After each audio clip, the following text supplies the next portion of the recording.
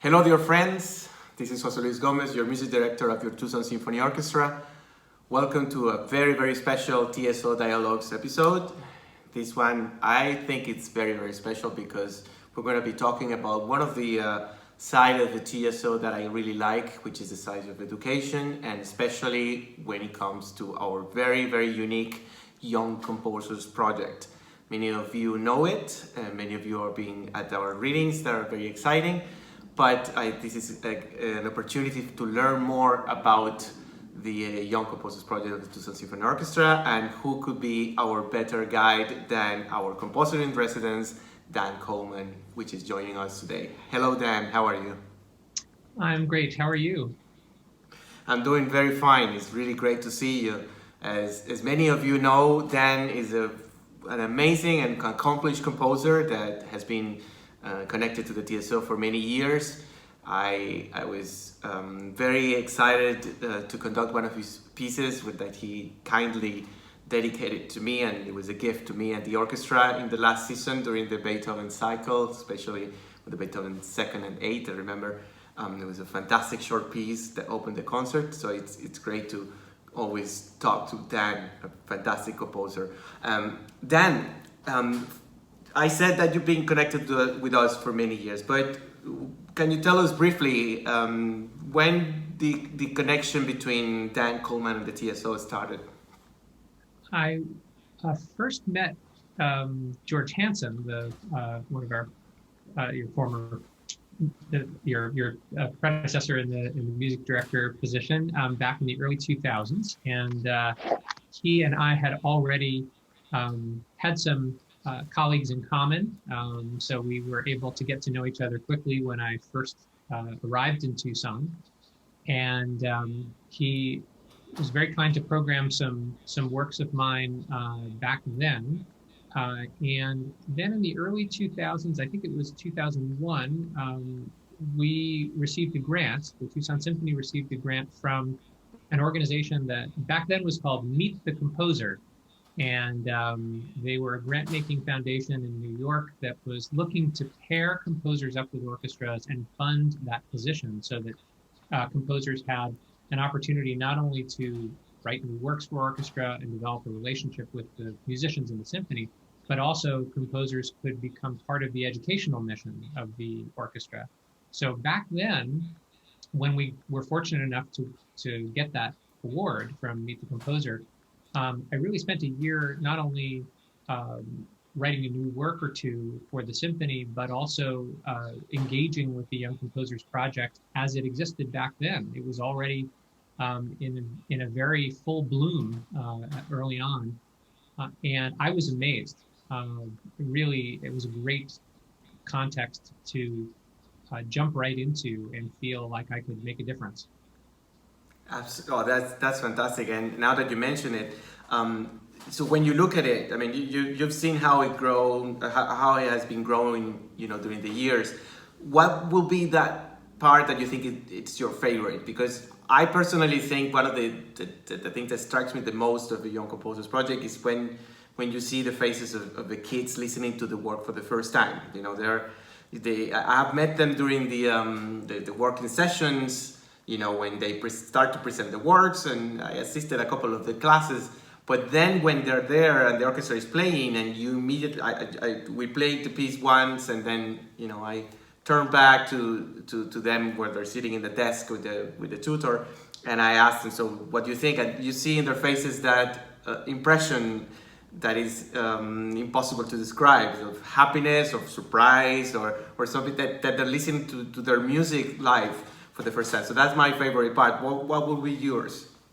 I have so many different favorite parts. I think the very first thing I think about when I think about the Young Composers Project is my own education in music and how lucky I was to have grown up in a major metropolitan area with a lot of great music schools in New York City. When I was in high school, I got my first opportunities to hear my own music read by student orchestras, not professional orchestras, very good student orchestras.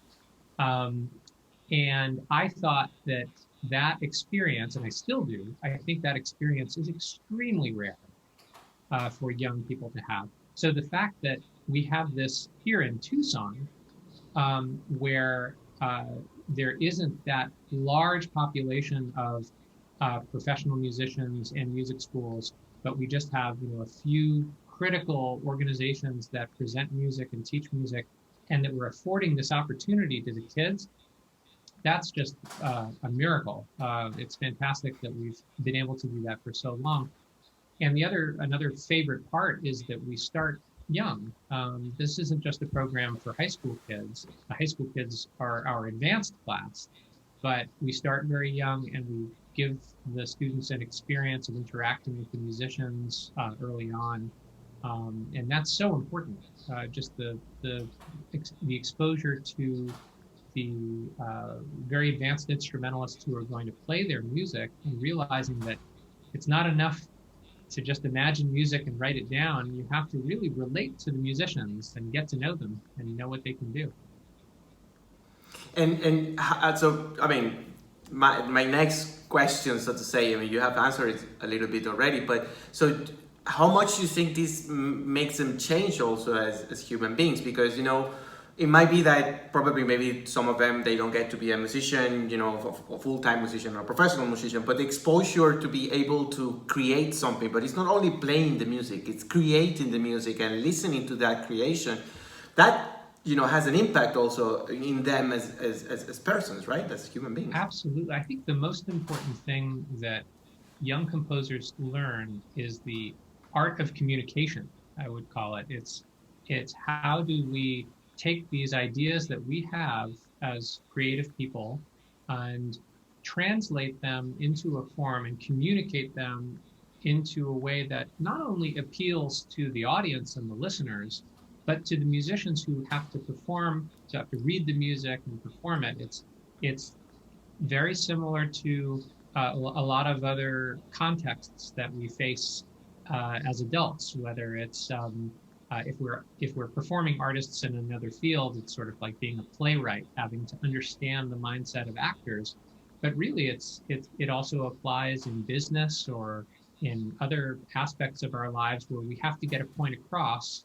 And if we don't understand who we're talking to, we'll never be able to be understood. Well, I think you said it, perfectly. I mean, music has a power to transform, and the transformation it's unique. It happens to the performers, to the creator of the music, to the audience. So I think this synergy it's fantastic, and definitely for a young person, it's a big leap into his own life, right? The communication is so important when it comes to music, but when it comes to everything that we do in life, it is. And so looking at the Young Composers Project, and so you said that you grew up, of course, in New York, exposed to all these great things, that wonderful city has, and Tucson is offering kind of a representation of that opportunities as well, through the symphony. What do you think is also unique of the project that, for our listeners and viewers need to know, that it's looking at the program is not that we only play their music. How do we teach them? How do we create the opportunities for them to develop their skills as composers? Well, there are many different ingredients, and obviously learning to play an instrument or learning to sing is an important part. Learning what it means to perform music is a part of all of the young composers' lives, usually independently of the project. So they take music lessons, they have music in their schools, or they find other extracurricular ways to be involved in music.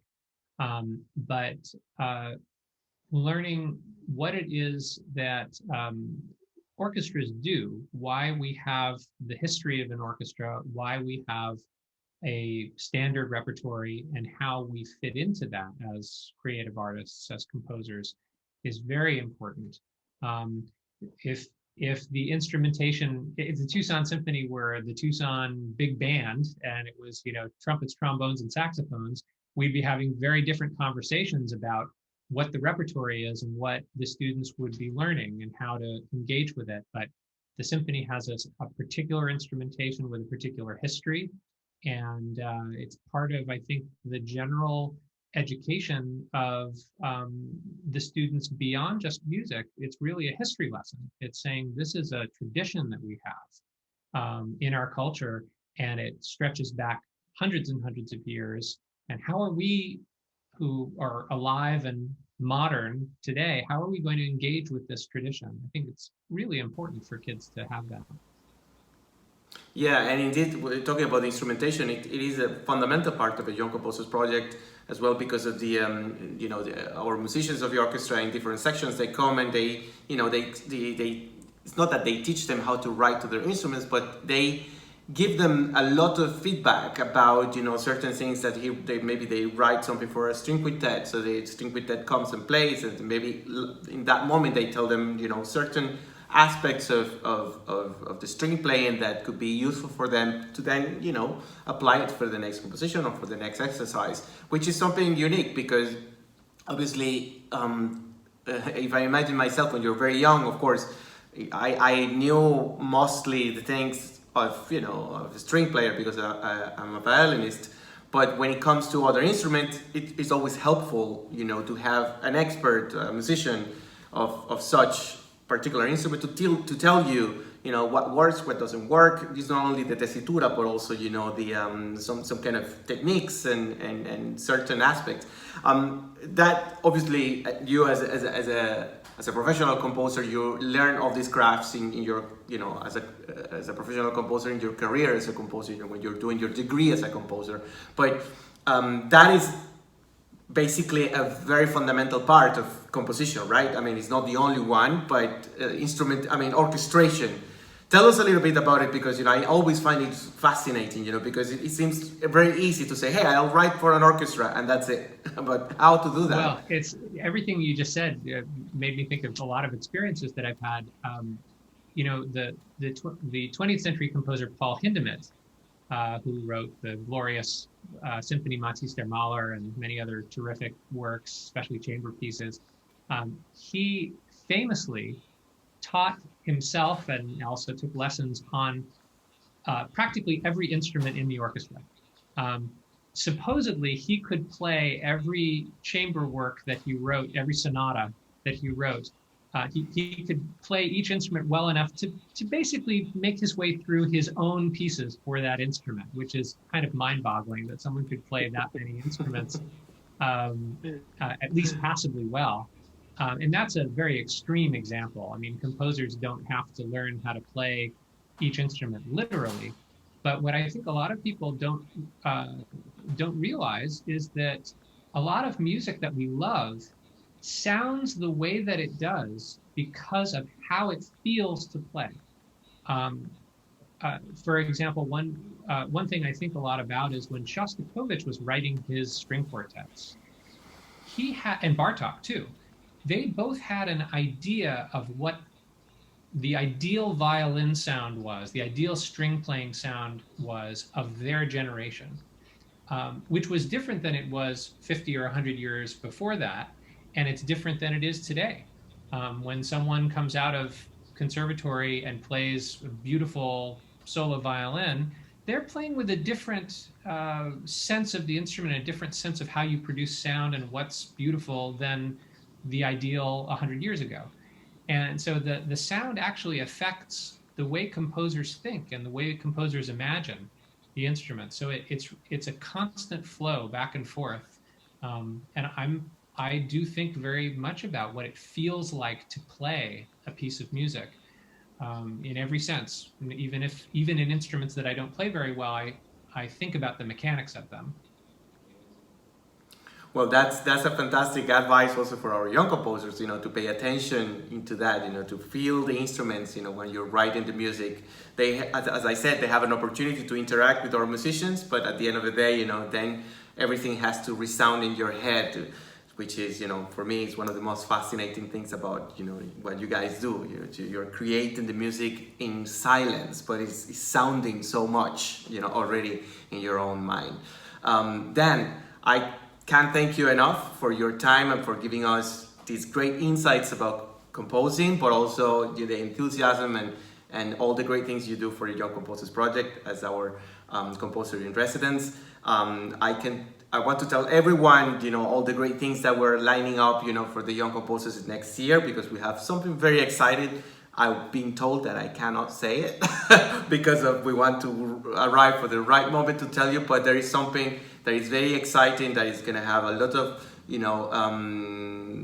resonance for the Young Composers Project, because this is what we want. We want to show this amazing initiative that is a great identity of the Tucson Symphony to the community of Tucson and beyond. So thank you, Dan, and thank you everybody for listening, and I hope to see you very, very soon.